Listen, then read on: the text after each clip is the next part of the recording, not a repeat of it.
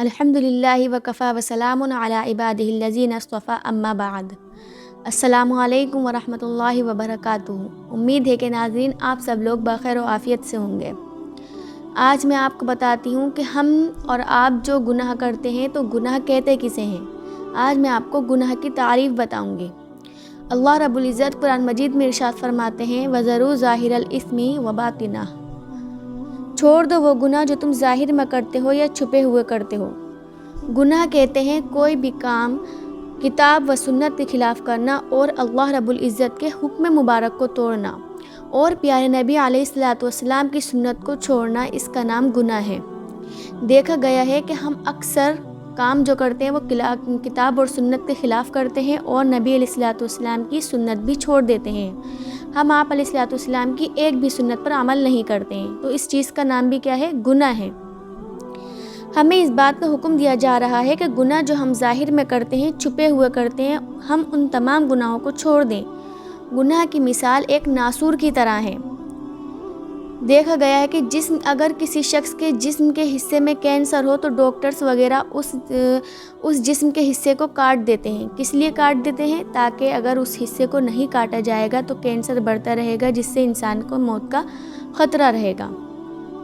اگر نہیں کاٹیں گے تو کینسر بڑھے گا اور انسان کے لیے جسمانی موت کا سبب بن جائے گا۔ گناہ کا ایک ہی حل ہے کہ اسے چھوڑ دیا جائے۔ اگر نہیں چھوڑیں گے تو یہ گناہ کی عادت اور پکی ہو جائے گی اور راسخ ہوتی چلی جائے گی، اور پھر یہ اتنی غالب آ جائے گی کہ انسان کے لیے روحانی موت کا سبب بن جائے گا۔ گناہ کی ابتدا کچے دھاگے کی طرح کمزور ہوتی ہے۔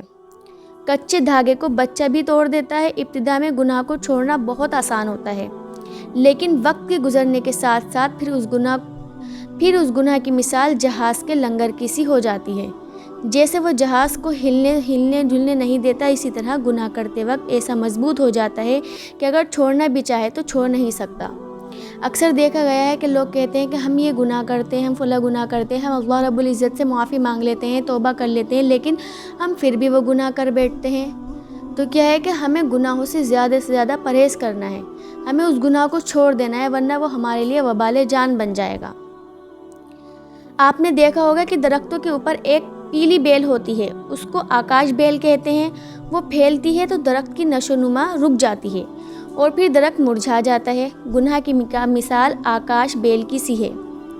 یہ انسان کو اپنے اندر ایسا الجھا دیتی ہے کہ بندے کی روحانی نشو و نما رک جاتی ہے، بالآخر وہ روحانی طور پر بالکل مر جاتا ہے۔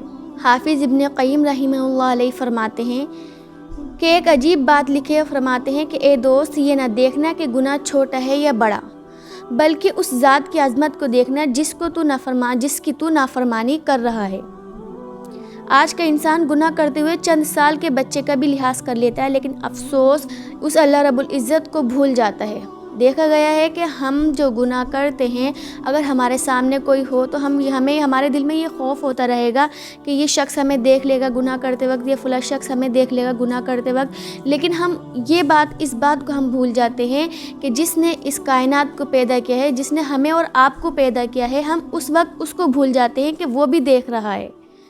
تو ہمیں کیا کرنا ہے؟ گناہوں سے بالکل پرہیز کرنا ہے، بچنا ہے۔ ایک بزرگ تھے، وہ فرماتے تھے کہ اللہ رب العزت نے مجھے الہام فرمایا۔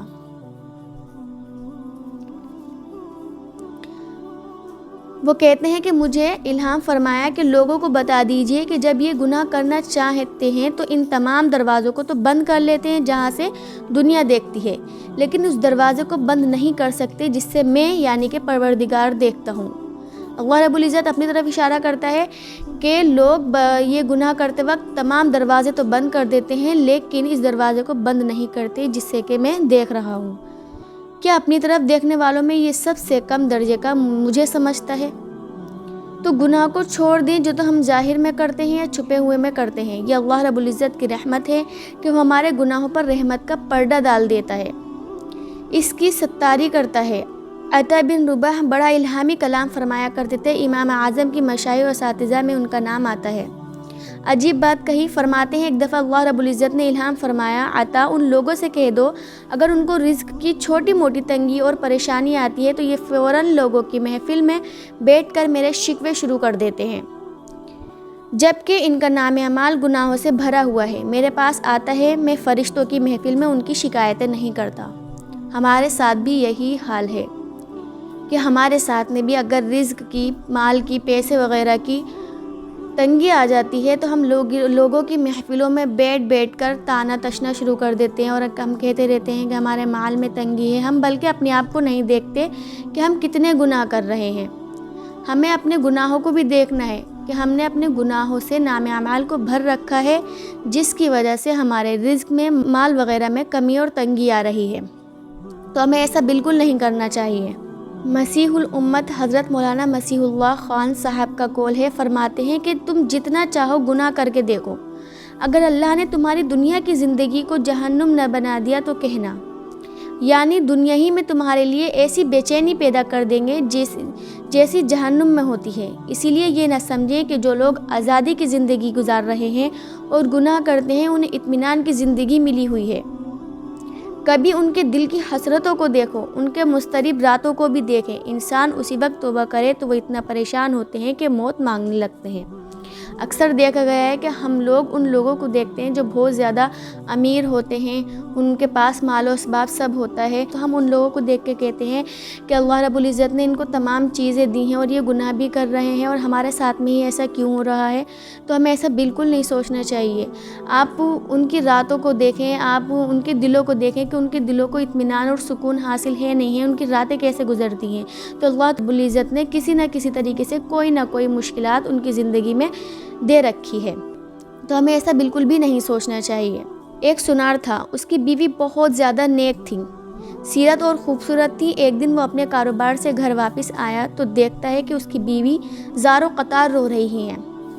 کہنے لگا کیا ہوا؟ جواب دیا، یہ ہمارا نوکر جو 10 سال سے ہم نے اس کو پالا ہوا ہے، ابھی ذرا بڑا ہوا ہے، یہ آج جب سبزی لے کر آیا تو اس نے میرے ہاتھ کو پکڑ کر دبایا اور مجھے اس کے اندر برا ارادہ نظر آیا، تو اس لیے رو رہی ہوں کہ 10 سال اس کو پالا اور یہ نتیجہ ملا مجھے۔ اتنا نمک حرام۔ اس نے یہ بات جب کہی تو اس کے خاوند کی آنکھوں سے آنسو جاری ہو گئے۔ وہ حیران ہو کر پوچھنے لگی کہ آپ کیوں رو رہے ہیں؟ وہ کہنے لگا کہ یہ اس کا قصور نہیں ہے، یہ میرا قصور ہے، اس لیے کہ آج ایک عورت دکان پر زیور خریدنے آئی، اس نے چوڑیاں خریدی اور پہننا چاہتی تھی، اس نے مجھے کہا کہ پہنا دو۔ میں جب اس کو چوڑی پہنانے لگا تو مجھے اس کے ہاتھ خوبصورت نظر آئے، لہٰذا میں نے اس کے ہاتھ کو آج شہوت کے ساتھ دبایا تھا، اسی لیے یہی معاملہ آج میرے اہل و عیال کے ساتھ پیش آیا۔ تو دیکھیے کہ اللہ رب العزت کی نافرمانی بالآخر نافرمانی ہوتی ہے، اس کا اور کوئی بھی حل نہیں ہے سوائے اس کے کہ اس سے توبہ کر لی جائے۔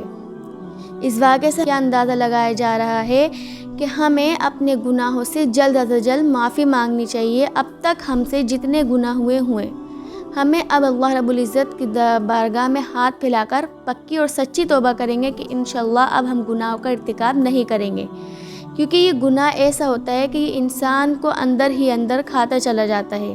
تو ہمیں اللہ رب العزت سے اپنے ہر گناہ کی معافی مانگنی ہے۔ اللہ رب العزت کہنے اور سننے سے زیادہ عمل کرنے کی توفیق عطا فرمائے۔ آمین۔ السلام علیکم ورحمۃ اللہ وبرکاتہ۔